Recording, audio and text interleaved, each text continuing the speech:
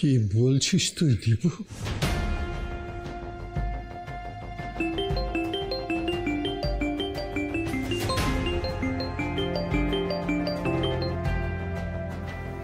হ্যাঁ মা বলো। ত্রিনয়নীকে বাঁচিয়ে দিয়েছিস শুনলাম, তা এবার কি করবি? ওকে গ্রামে দিয়ে আসবি নাকি আমার মরা মুখ দেখবি? মা তুমি চিন্তা করো না, তোমাকে দেওয়া কথা আমার সবার আগে। ত্রিনয়নীকে নার্সিংহোম থেকে ছাড়লে আমি নিজে গিয়ে ওকে ও গ্রামে রেখে আসবো। ঠিক বলছিস তো দীপু? অন্য কারো কথায় বয়ে যাবি না তো? বললাম না মা তোমায়, আমার কাছে তোমার থেকে বড় কেউ না, আর তোমাকে দেওয়া কথার চেয়ে বেশি দামি আমার কাছে কিচ্ছু না মা। আমি কিন্তু তোর কথাতেই ভরসা করে আছি দীপু। তুই যদি আমার কথা না রাখিস তাহলে কিন্তু আমি শেষ হয়ে যাবো দীপু, আমি শেষ হয়ে যাব। আমি সহ্য করতে পারবো না সেই কষ্ট দীপু, কিছুতেই না। মা মা মা তুমি শান্ত হও, তোমাকে আমি শেষ হয়ে যেতে দেবো না মা। তোমাকে দেওয়া কথা আমি নিশ্চয়ই রাখবো, আই প্রমিস ইউ। এখন আমি রাখছি। এই তো দীপু বলছে ওকে গ্রামে ফিরিয়ে দিয়ে আসবে। রঙনা সবকিছু রং চড়িয়ে বলে, রং চড়িয়ে বলা ওর একটা স্বভাব হয়ে গেছে। মাথা নাড়ছিস কেন? যেটা তুই ভাবছিস সেটা কখনোই হবে না দেখিস। দীপু চাইলেও জামাইবাবু ওই মেয়েটাকে গ্রামে ফেরত যেতে দেবে না। আমার কথা মিলিয়ে নিস। জামাইবাবু বলবে ওই মেয়েটা অসুস্থ, দুর্বল, অদ্দূর যাওয়া যাবে না এখন, মানে ওই গ্রামের বাড়িতে যাওয়াটা আটকে দেবে। তারপর আবার এই বাড়িতে এনে সে তুলবে। আর ওই বুড়িটাও না এবার আর কিছু বলবে না। এমনটা যদি হয় না ভিকি, তাহলে এবার ত্রিনয়নী আর দৃপ্ত দুজনেই আমার হাতে শেষ হবে।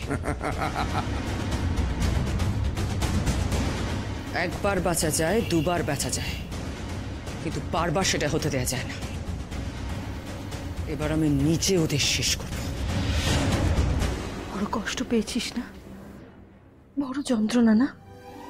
আরে আমার ছেলেটাকে বাঁচাতে বড় স্বার্থপর হয়েছি আমি। তোকে কত কষ্ট সহ্য করতে বাধ্য করেছি, কিন্তু আর না। এবার তোকে মুক্তি দিতে এসেছি আমি, মুক্তি।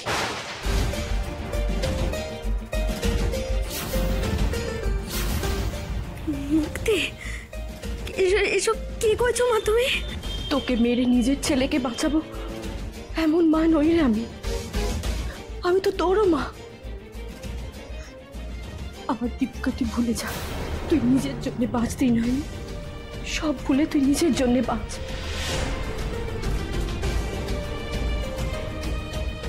কেন সব কথা কইছো তুমি? চুপ করো মা, চুপ করো। যা বলছি ঠিকই বলছি। আমার ছেলের যা হয় হবে, তার জন্য তোর মায়ের কোল আমি খালি হতে দেব না। তুই চলে যাস ত্রিনয়নী, তুই এখান থেকে চলে যাস। তোকে যে বাঁধনে আমি আটকে রেখেছিলাম তা সব আমি আজ খুলে দিলাম। আজ থেকে তোর মুক্তি।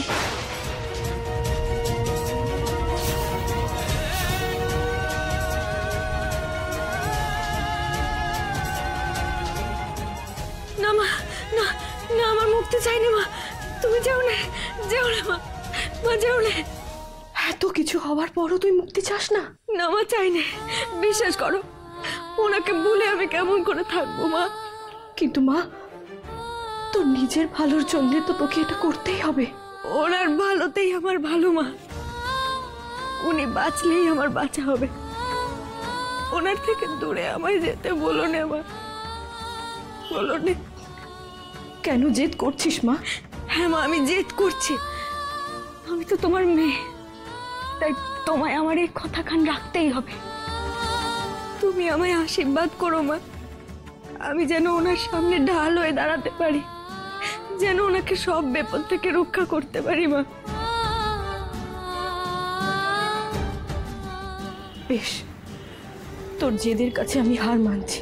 তোকে আশীর্বাদ করি মা, তোকে বিপদ থেকে আগলে রাখতে ও যেন তোর সামনে ঢাল হয়ে দাঁড়ায়।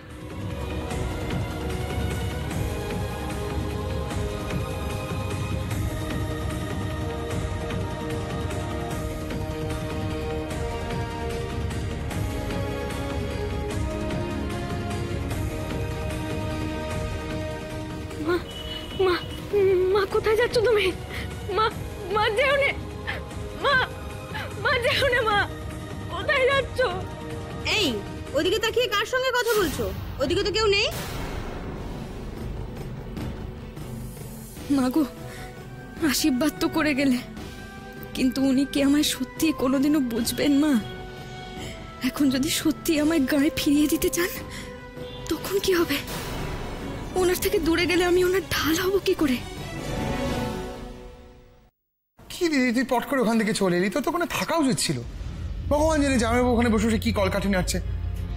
আমার ভীষণ টেনশন হচ্ছে দিদি, ওখানে জানি না কি হচ্ছে। আমি হ্যাঁ মা, মামু কিন্তু ঠিক কথাই বলছে। দেখো মা, আমারও মনে হয় যে আমাদের কারো একজন ওখানে থাকা দরকার। মামু, আমি তাহলে একবার নার্সিংহোমে যাই। না মানে তুমি আমাকে না করছো কেন? করছি তার নিশ্চয়ই কোনো কারণ আছে। আমাদের যা খবর সব বাড়িতে বসেই পেতে হবে। ওই পুলিশ অফিসারটা ওখানে গ্যাঁট হয়ে বসে আছে। Police officer? Yes. What is he doing there? ওখানে নার্সিংহোমে কি করছে? হ্যাঁ মামু, মা কিন্তু ঠিক কথাই বলছে। ওই বড়বাবুই কিন্তু প্রেস কনফারেন্সটা করেছিল।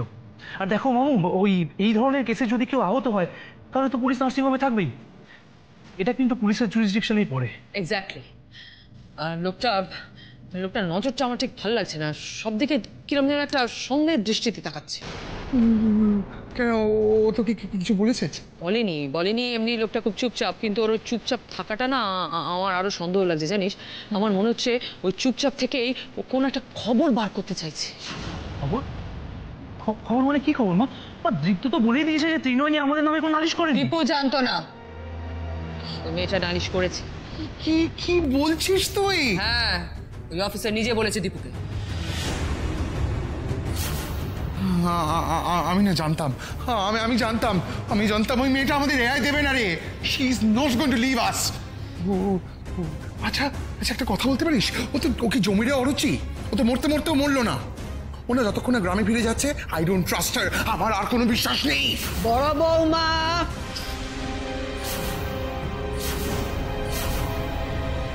কি কথা ভিকি? এসব কথা কেউ বলে? ছি, এভাবে বলতে হয়? মেয়েটাকে আমরা পছন্দ করি না সেটা আলাদা কথা, তা বলে তুই এইসব কথা বলবি? ছি, দিস ইজ নট ফেয়ার। মা, আপনি ওর কথা কিছু মনে করবেন না, বলে ফেলেছে। আমি লক্ষ্য করেছি বিবেকের ত্রিনয়নের ওপর খুব রাগ। তুমি শাসন না করলেও আমি করতাম। কি ব্যাপার বলো তো বিবেক? কথায় বলে মরার বাড়া গাল নেই। চরম শত্রুরও কেউ মৃত্যু কামনা করে না, অথচ তুমি তো অবলীলাক্রমে বলে ফেললে যে মেয়েটা মরতেও মরল না। মৃত্যু কামনা করার মতো মেয়েটা কি করেছে তোমার? না মানে মাসিমা, শোনো, আমরা কেউ শিশু নই, ঘাসে মুখ দিয়ে আমরা চলি না। সবার চোখ নাক সব খোলা আছে, কানও খোলা আছে, আমরা সব বুঝতে পারি। এই সংসারে কে কার ক্ষতি করছে, কে কার ক্ষতি করতে পারে, সেটা আমার নজর এড়ায়নি। ত্রিনয়নীর ওপর তোমার এত রাগের কারণটা আমার চোখে পড়েছে।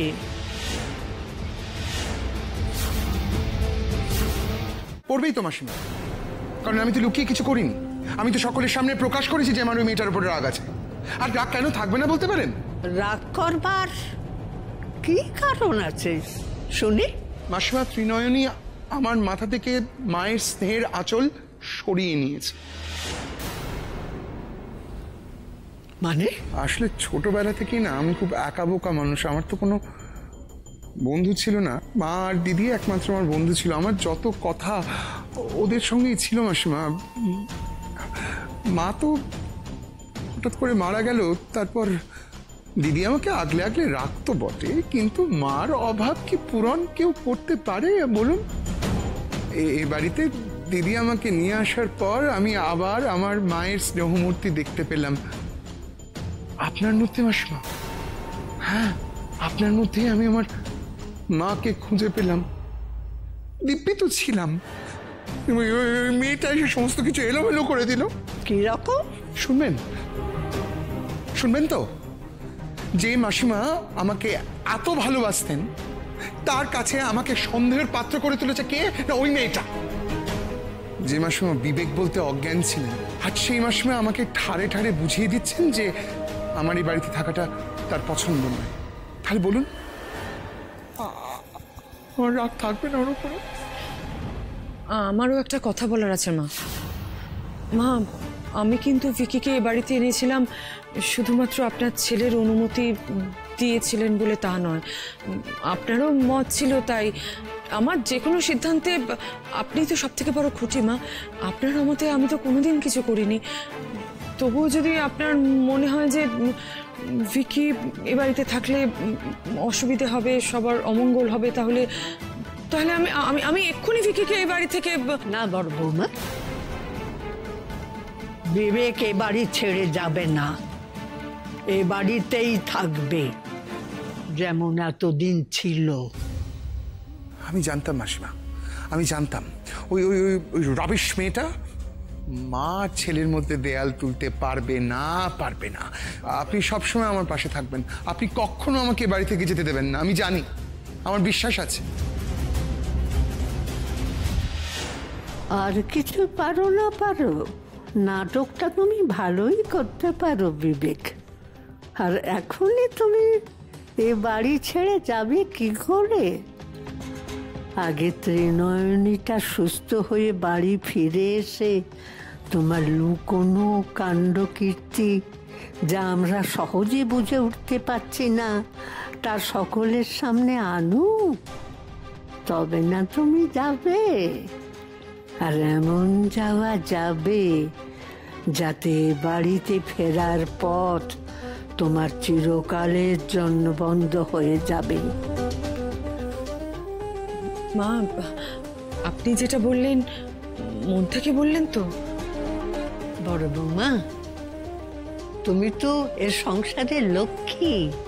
আজ না হয় কাল তোমার সংসারে কে মঙ্গল চায় আর কে চায় না সেটা তোমাকে চোখে আঙুল দিয়ে আমাকে তোমাকে দেখাতে হবে না। আমি জানি তুমি নিজেই তাকে চিনেও নিতে পারবে। আমি জানতে এসেছিলাম নার্সিং হোম থেকে কোনো খবর এলো কিনা। না মা, এখন অব্দি কিছু খবর আসেনি, এলে আপনাকে নিশ্চয়ই জানাবো। আচ্ছা,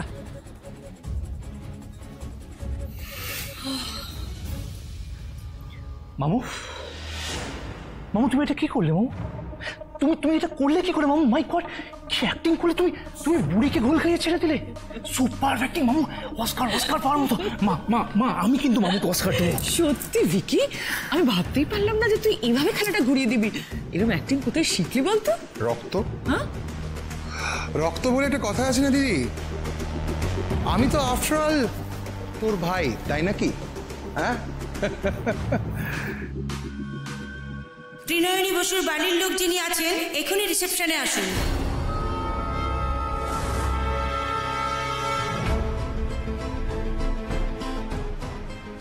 হ্যাঁ বলুন। ডাক্তাররা ডিসিশন নিয়েছেন ত্রিনয়নী বসুকে আইসিইউ থেকে কেবিনে শিফট করা হবে।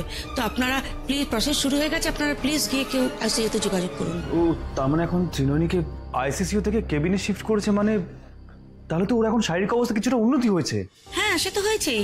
নাও she is out of danger. এই তো আমার কাছে রিপোর্টে চলে এসেছে। আমরা ওনার পালস রেট, হার্ট রেট সবই মনিটর করেছি, এখন নর্মাল। যা অবস্থা হয়েছিল সেখান থেকে ওনাকে এখন প্রায় সুস্থই বলা যায়। Thank you so much. Good luck sir. ত্রিনয়নী সেরে উঠেছে, এটা ভালো ব্যাপার। এবার খুব শিগগিরই আমি ওকে ওর গ্রামে নিয়ে যেতে পারবো।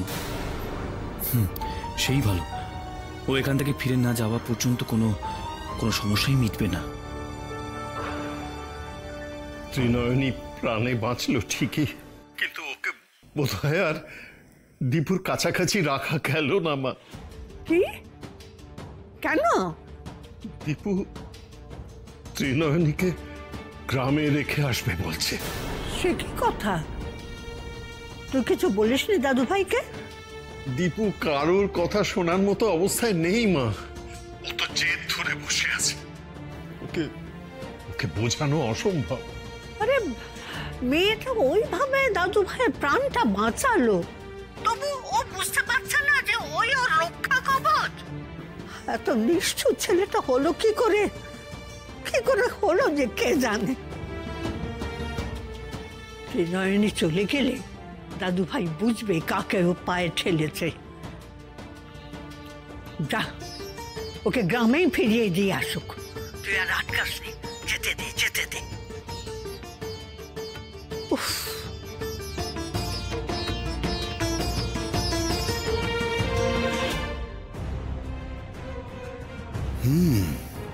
আচ্ছা, তার মানে দীপু ত্রিনয়নীকে গ্রামে ফিরিয়ে দিয়ে আসবে।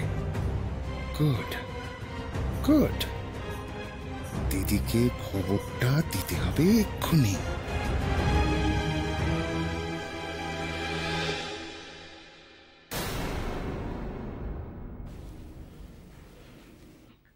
তপব্রত বাবু, হ্যাঁ বলুন। দেখুন, আমি বাইরের লোক, তবুও আমার একটা প্রশ্ন ছিল আপনাদের কাছে। প্রশ্নটা শুনলে হয়তো আপনি বিব্রত হবেন, কিন্তু আমার উপায় নেই। এটা না জেনে আমি থাকতে পারছি না। জানেন তপব্রত বাবু,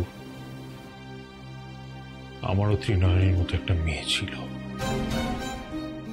কিন্তু আজ সে নেই। তাই ত্রিনয়নীকে দেখার পরেই আমার মরা মেয়ের কথা মনে পড়ে গিয়েছিল। হয়তো সেই কারণেই ত্রিনয়নীর উপর এতটা মায়া পড়ে গেছে আমার। যদি কিছু মনে না করেন, একটা কথা বলবো তপব্রত বাবু। বলুন না তরুণ বাবু, আমি জানি আপনিও ত্রিনয়নীকে নিয়ে খুব চিন্তিত। বলুন কি জানতে চান? ত্রিনয়নীকে নিয়ে এত সমস্যা কেন? ঘটনাটা কি? সে অনেক লম্বা ঘটনা তরুণ বাবু। আপনাকে বলেছিলাম না, মায়ের গুরুদেব বলেছিলেন দীপুকে রক্ষা করবার জন্য রক্ষা কবচ লাগবে। আমি খুঁজে বেড়াতে থাকি সেই রক্ষা কবচ। ঠিক তখনই ত্রিনয়নী একদিন দীপুকে বাঁচিয়ে দেয়। খুব বড় অ্যাক্সিডেন্ট হয়ে যেত দীপুর যদিও না বাঁচাতো। তুমি ওই অ্যাক্সিডেন্ট স্পটে পৌঁছলে কি করে? ওকে যে টেনে নিয়ে গেছে ওর ত্রিনয়ন। তখনই আমি বুঝতে পারি যে এই সেই মেয়ে যে আমার দীপুর রক্ষা কবচ হতে পারে। তারপর আমি ত্রিনয়নীর সঙ্গে দীপুর বিয়ে দিই। দীপুর তাতে মত ছিল না জানেন। দীপু ওকে স্ত্রী হিসেবে মেনে নিতে অস্বীকার করে চলে এলো। কিন্তু আমি আমার ভিজিটিং কার্ড দিয়ে এসেছিলাম ত্রিনয়নীকে।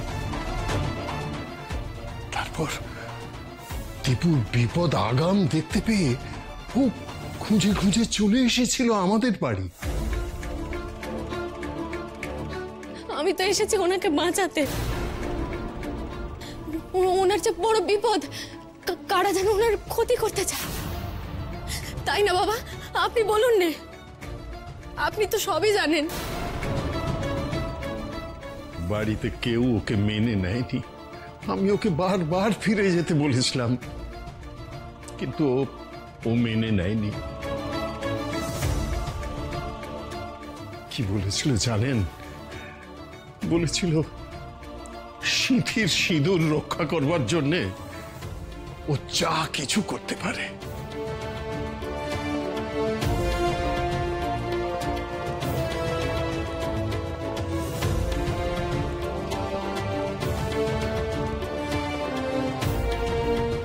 আমি ওকে ঠিক বুঝতে পেরেছি তপব্রত বাবু। ও নিজের ভালোর কথা ভাবে না।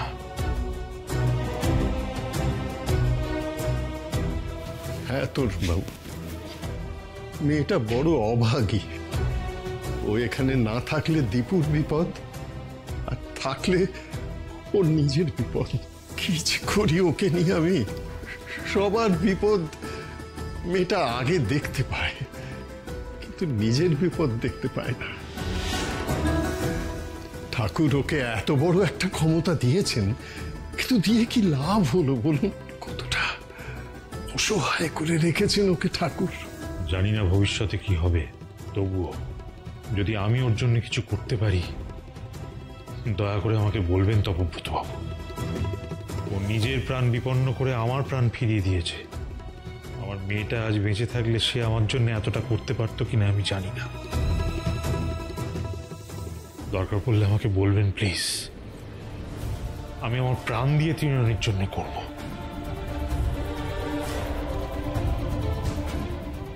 আপনার এই কথায় অনেকটা ভরসা পেলাম তরুণবাবু। সত্যি তো ওর বিপদের আশঙ্কা আছে। ও তো সকলকে বিপদ থেকে বাঁচায় তপব্রত বাবু। এবার দেখা যাক আমরা সকলে মিলে ওকে বিপদ থেকে বাঁচাতে পারি কিনা।